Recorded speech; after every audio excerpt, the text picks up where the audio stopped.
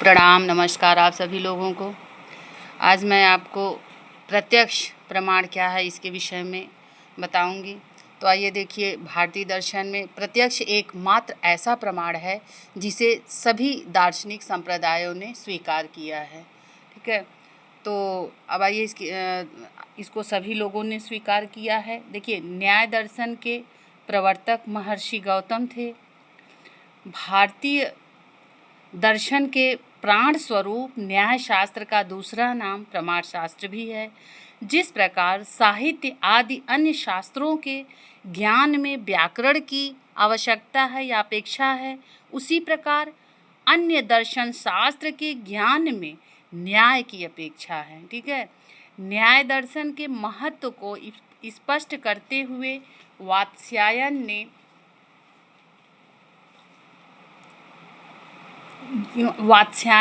ने कहा है कि आन्वीक्षिकी न्यायशास्त्र का एक नाम और क्या है? आन्वीक्षिकी न्यायशास्त्र संपूर्ण विद्याओं का प्रकाशक, समस्त कर्मों का साधक व समग्र धर्मों का आश्रय है।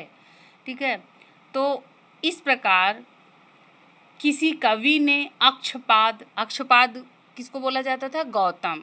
ठीक है, गौतम की आन्वीक्षिकी न्यायशास्त्र की जो है तृतीय नेत्र है। न्यायशास्त्र का क्या है? ये तृतीय नेत्र की उपलब्धि माना है। स्पष्ट है कि न्याय का अध्ययन अत्यंत महत्वपूर्ण हो गया है।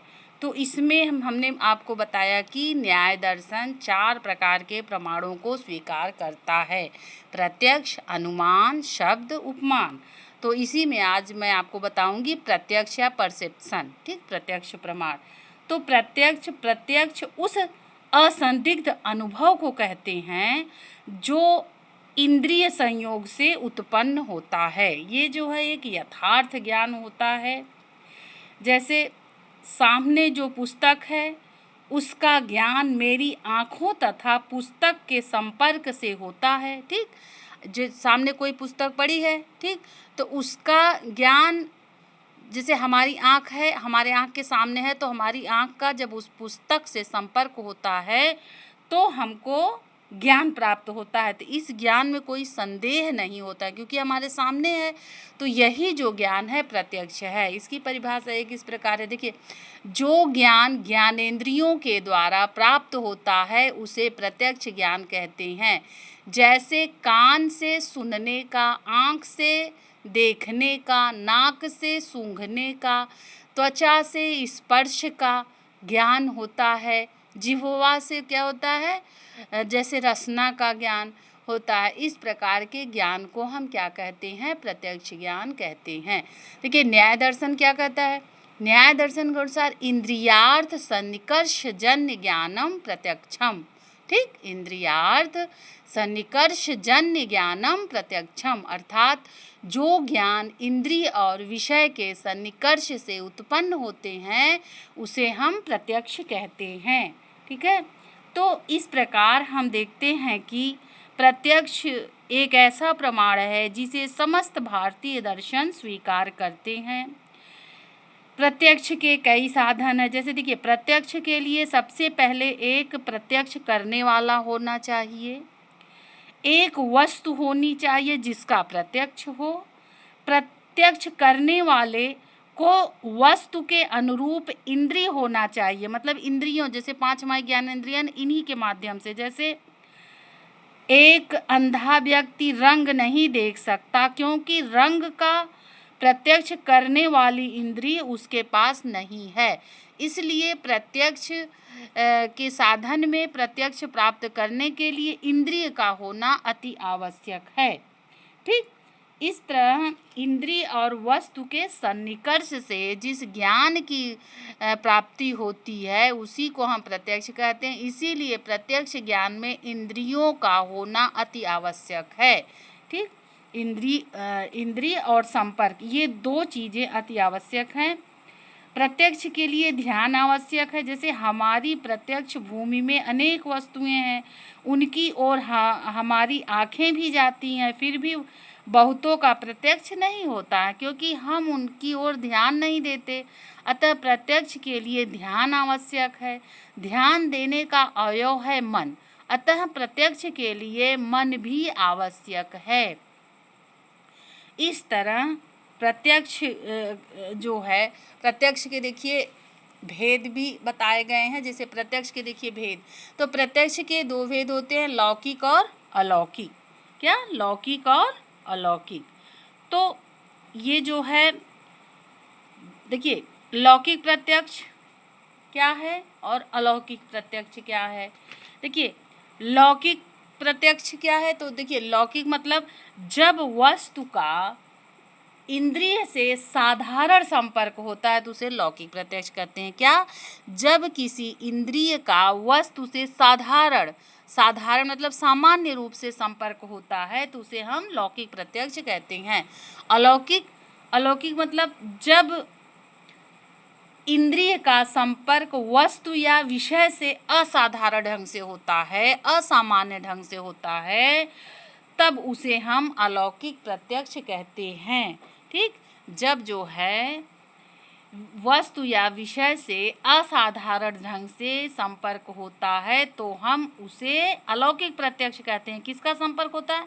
इंद्रिय का संपर्क वस्तु से असाधारण ढंग से होता है तो उसे हम अलौकिक प्रत्यक्ष कहते हैं। तो इस प्रकार हम देखते हैं कि प्रत्यक्ष के दो भेद हैं, लौकिक और अलौकिक। ठीक है? तो इस तरह लौकिक प्रत्यक्ष के भी भेद हैं, अलौकिक प्रत्यक्ष के भी भेद हैं। तो ये काफ़ी लंबा हो जाएगा, इसको मैं अगले वीडियो में बताऊंगी। आइए आपको क्लासिफिकेशन बता देती हूँ। देखिए प्रत्यक्ष के दो भेद हो गए, लौकिक और अलौकिक। अब देखिए लौकिक प्रत्यक्ष के जो है भेद हो गए। जैसे पहले हो गया कि बाह्य प्रत्यक्ष और आंतरिक प्रत्यक्ष। ठीक है? बाह्य प्रत्यक्ष और आंतरिक प्रत्यक्ष। अब देखिए बाह्य प्रत्यक्ष 5 प्रकार के हो गए। क्या? आँख, कान, नाक, रसना, त्वचा। ये जो है बाह्य संपर्क मतलब जब बाहर के संपर्क में आते हैं तो उनसे हमको ज्ञान का प्राप्त होता है। ये लौकिक प्रत्यक्ष हो गए। अब देखिए आंतरिक प्रत्यक्ष क्या होता है? जैसे मानस, मन, ये हो गया इसका आंतरिक प्रत्यक्ष।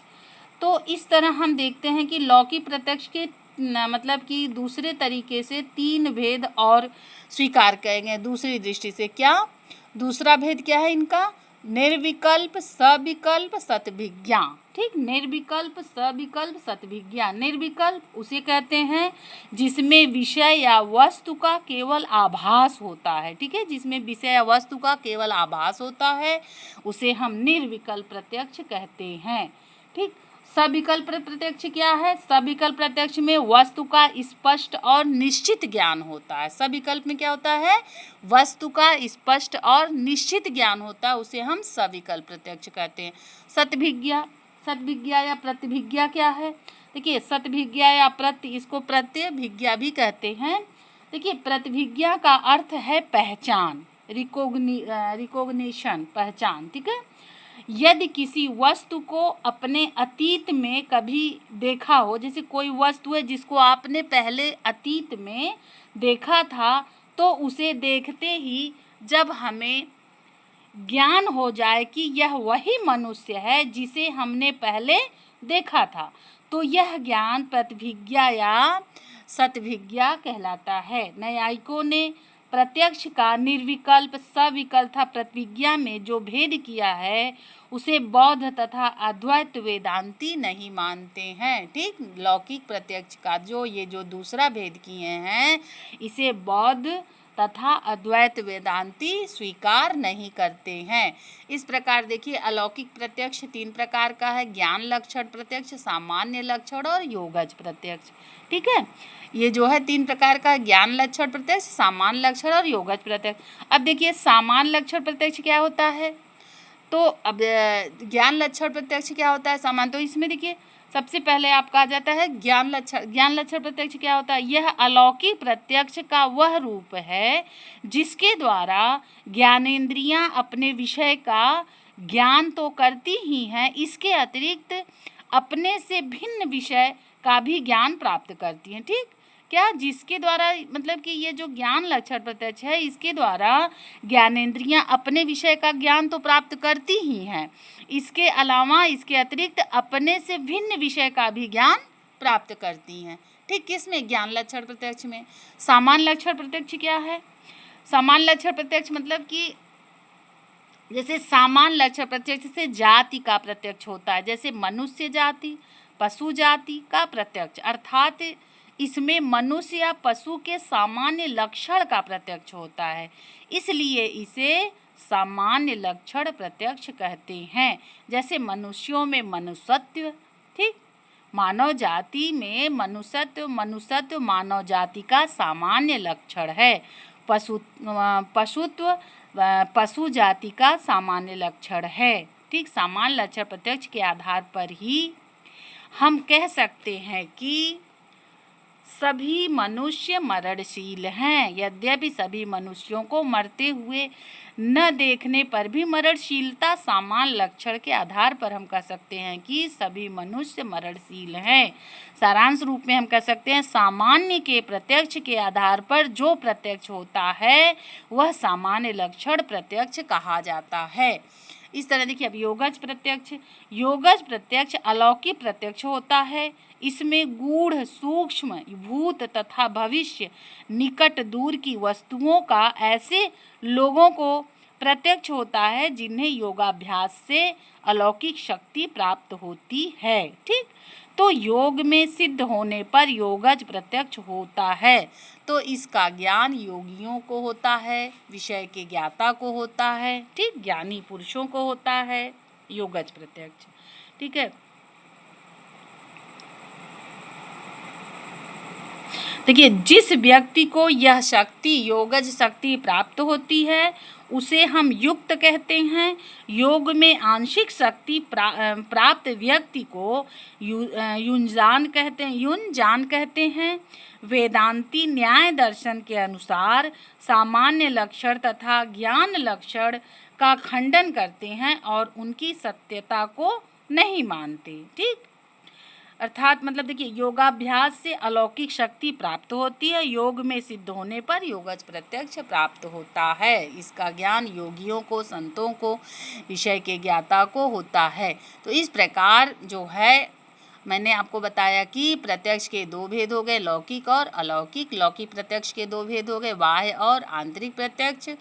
उसके बाद जो है इसका एक दूसरी तरीके से भी भेद किया गया है लौकिक का, क्या? निर्विकल्प प्रत्यक्ष, सविकल्प और सद्विज्ञा। इस प्रकार अलौकिक प्रत्यक्ष भी तीन प्रकार के हो गए, ज्ञान लक्षण प्रत्यक्ष, सामान्य लक्षण, योगज प्रत्यक्ष। इस प्रकार हम देखते हैं कि समस्त भारतीय दर्शन इस प्रत्यक्ष प्रमाण को समस्त भारतीय दर्शन स्वीकार करते हैं। इसका ज्ञान यथार्थ होता है, सत्य होता है। ठीक है, तो अब अगले वीडियो में आपको इन सब का मतलब शार्ट में बता दूंगी कि ये लौकिक क्या है, अलौकिक क्या है। अभी तो मैंने आपको बताया ही, आपको जो है इसको नोट्स के रूप में आपको अवेलेबल करा दूंगी शार्ट में, जिससे आपके पास पड़ा रहे। तो मेरा सिर्फ यही प्रयास है कि आप लोगों को दर्शन के विषय में अच्छे से अच्छी जानकारी दूं, जिससे आपको आपके प्रतियोगी परीक्षाओं के लिए उपयोगी सिद्ध हो। और बीए के बच्चों के लिए तो ये बहुत ही वरदान साबित होगा। बस मेरा यही आपसे अनुरोध है कि मेरे वीडियो को लाइक करिए, शेयर करिए, सब्सक्राइब करिए। ठीक है, कमेंट के माध्यम से हमको बताइए, जिससे मैं और अच्छे से सुधार कर सकूं। थैंक यू, धन्यवाद।